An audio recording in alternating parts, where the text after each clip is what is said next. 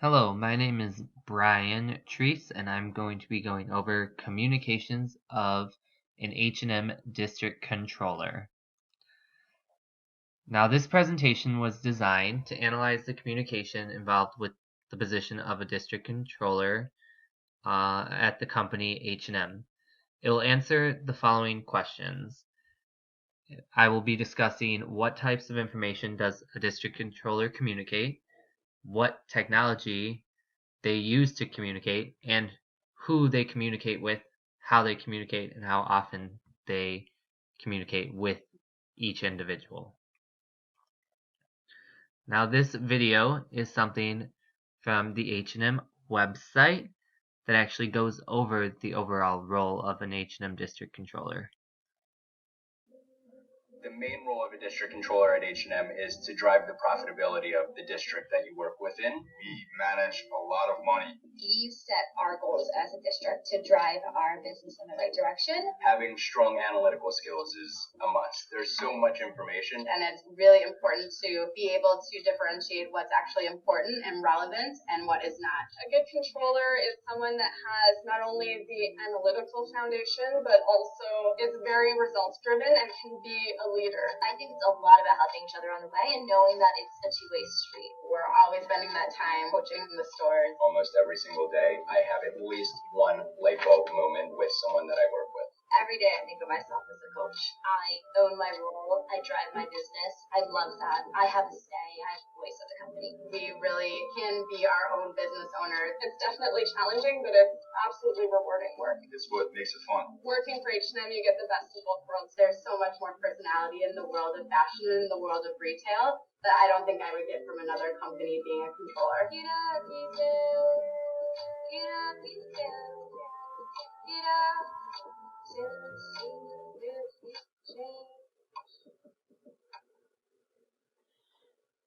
That was an interesting video that the company gives to highlight the role of a district controller.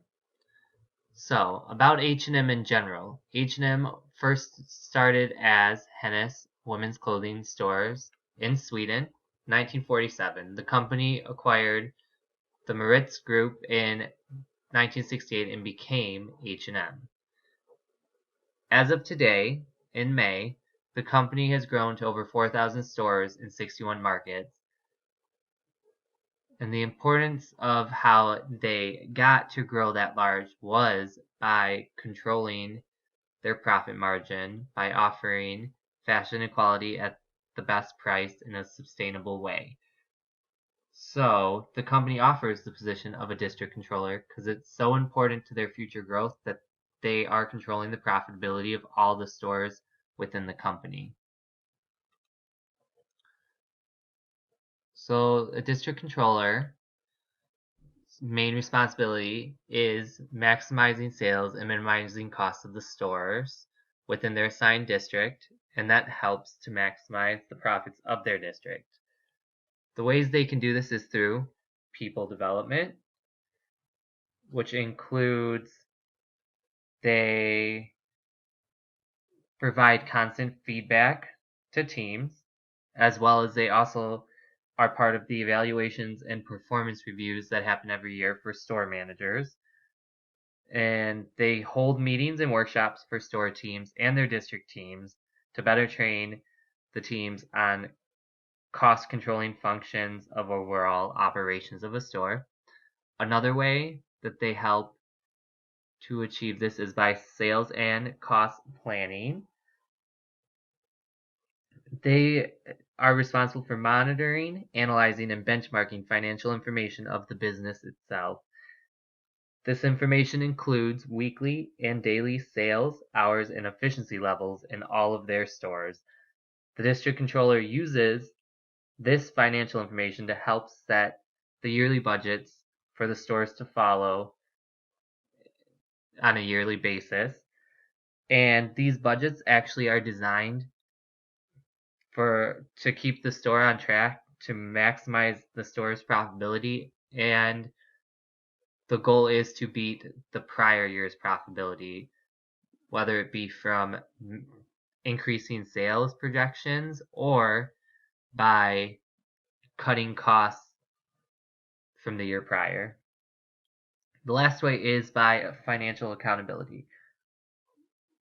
The district controller is responsible for the annual sales of the stores in their district.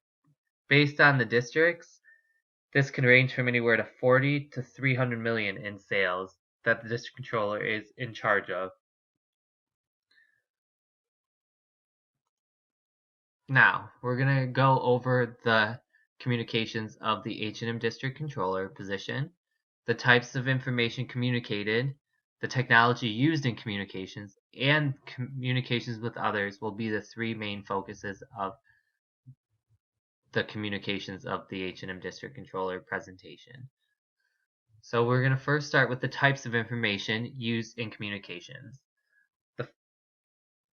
Most of this information is financial types of information due to the district controller's main responsibility is involved in maximizing a profit. So the first piece is the budget information. The budget information the controller is responsible for at the start of every year.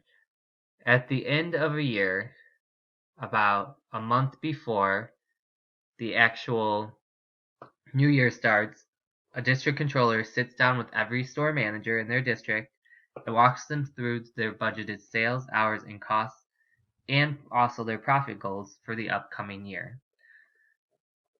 This takes a lot of work, and according to District Controller Emily Weaver that I interviewed, budget planning is so important to helping set a store up for a successful and profitable year.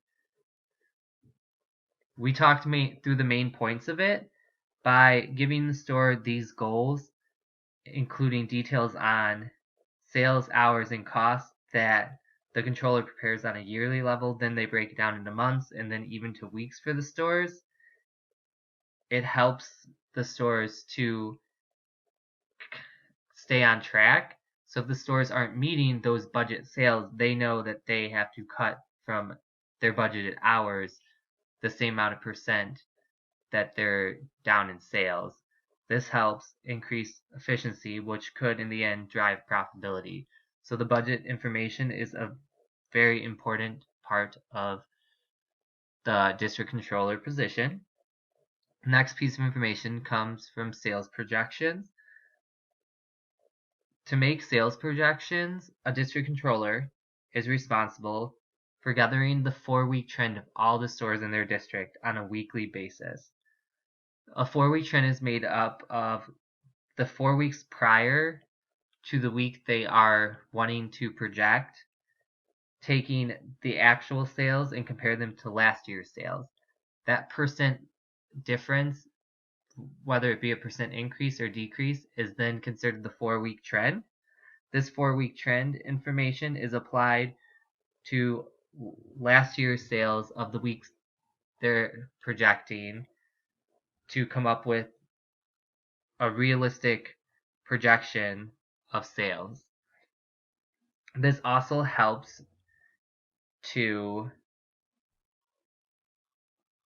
ensure stores are staying on a realistic track compared to their budget and planning their hours ahead of time versus going into a week hoping to make the budgeted sales and then coming up short and having to cut hours later in the week when they may need those hours, or not being able to cut the hours and not being profitable for the week. This information on sales projections is given to stores on a weekly basis by the district controller.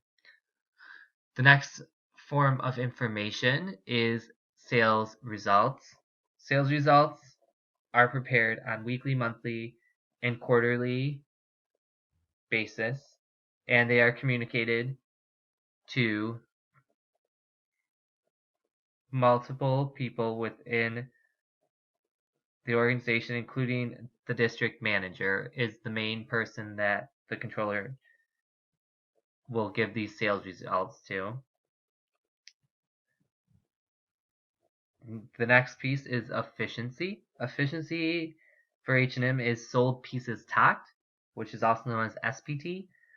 It is found by the number of pieces sold and dividing it by the total payroll hours used. This is what they use for efficiency.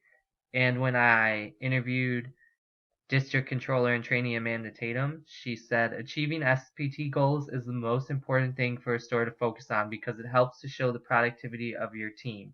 The more productive your team is, the more profitable your store can become.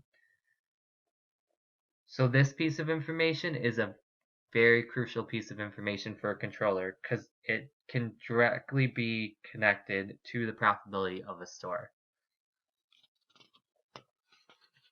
Next would be costs and expenses and profits. Both of these are found on what is called the profit and loss report. This report comes out every month to a store, and the district controller can view every store's profit and loss report. It basically itemizes every revenue and every expense that a store has, and at the end it will actually state the profit the store made for the month. And then it also will show the year-to-date profit of a store. That way a district controller can look at a store's this information to analyze if the store is profitable, if not, and where their opportunities lie to get to that profitability that they need. Now the next piece of the presentation includes technology used in communications. So we just went over all the information that a district controller deals with, and now we're going to look at the technology used in communicating this information to other individuals in the company.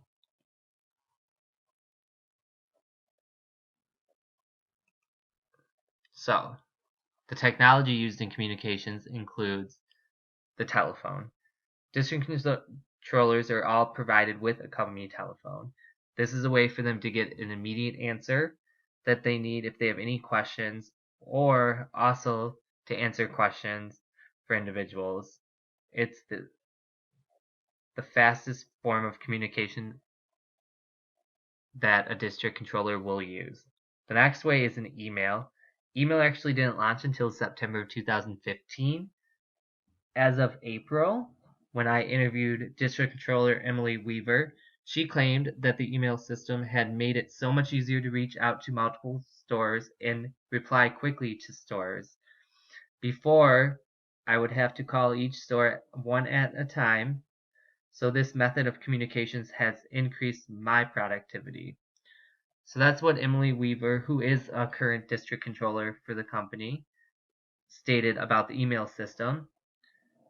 Then the next technology used is meetings.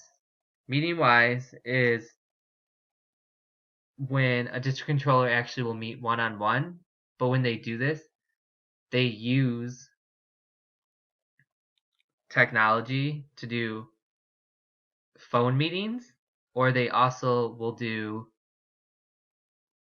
PowerPoints at their meetings, other forms of technology to kind of enhance their meetings and deliver the information to members of the company. The last technology used in communications is the company information portal. This information portal is internal, so only certain members within the company can view it, and also only certain members of the company can view it. This mainly is used when the district controller would want to post forms that stores have to fill out and send to them more than once. That way a store doesn't have to constantly go into their email and look back to find the form, or the district controller won't have to send the form every week just for a store to fill it out. This puts it permanently into the portal until the district controller decides to remove it. Now, that is all the technology used in communications of a district controller. Now we're going to go over how they communicate with others.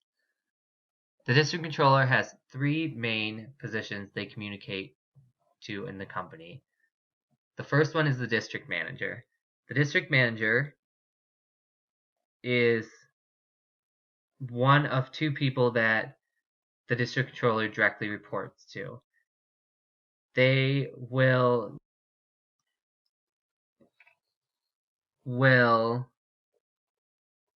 communicate with the district manager on a daily basis through email. They will also meet with the district manager on the beginning of every week to discuss the previous week's results and how they can improve upon any opportunities that any stores within their district will have.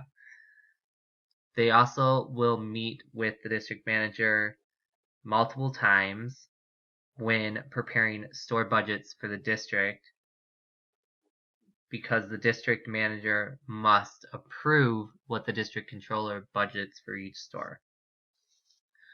The next person that a district controller directly reports to would be the regional controller. The regional controller is the person that the district controller will typically meet with once a year for when preparing the budget information, because the regional controller is the final person that will approve what the district controller and the district manager believes should be the budgets for each store within the district. They also will email the regional controller at least once a week with district sales and efficiency results.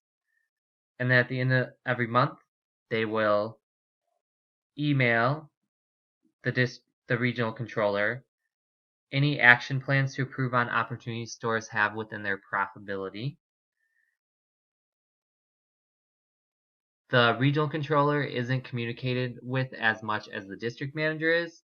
The regional controller is mainly just there to hold the district controller accountable for the profitability of the district and to guide them and assist them in making it possible for the stores to become more profitable. And then the last person a district controller communicates with is actually the store managers. The store managers are the direct reports of the district controller. The district controller typically will email stores twice a week. This includes at the beginning of the week with the 4-week trends that the stores will have to apply to their planning, and then they will follow up in the middle of the week to assure that the stores have accomplished this task.